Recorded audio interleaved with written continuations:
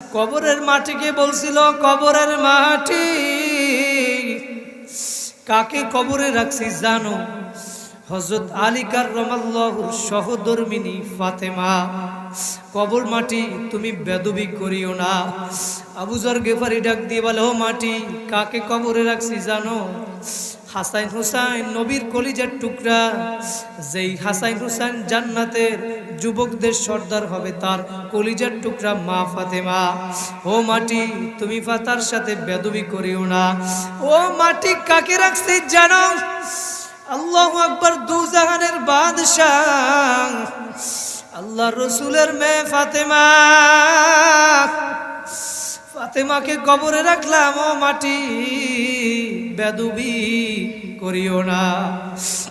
আমার মাওলা কবরের মাটির জবান খুলিয়ে দিছে।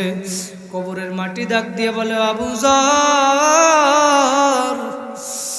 আমি কবরের মাটি কোন বংশের মেয়ে, কার মেয়ে, কার স্ত্রী, কার মা, এই পরিচয় চলবে না। কোনো দরের পরিচয় চলবে না, কোনো নেতার পরিচয় চলবে না। আমি কবরের কাছে যদি ভালো আমল নিয়ে নেক নিয়ে আসতে পারো, আমি কবরের মাটি তোমার জন্য জান্নাতের বাগান হইয়া যাব। সুবহানাল্লাহ। আর যদি নাফরমান হইয়া কবরে আসো, আল্লাহু আকবার, আমি কবরের মাটি দুই পাশ থেকে এমন জোরে চাপ মারব, আল্লাহ রাসূল দেখাই দেয় ডান পাজরের হাড়টি বাম পাজরের ভিতরে ঢুকাইয়া ফেলাবে, বাম পাজরের হাড়টি ডান পাজরের ভিতরে ঢুকাইয়া ফেলাইবে। ৯৯টা সাপে বেচাইবে আর কামড়াইবে। ও যুবক, সহ্য করতে পারবা না। মনকে বুঝাও রে মন, কোন দুনিয়ার পাগল হইলা, কোন দুনিয়ার পাগল হইলা, কিসের জন্য দুনিয়ায় আসলা, কি করতেছো আর কি নিয়ে দুনিয়া থেকে রওনা করলা?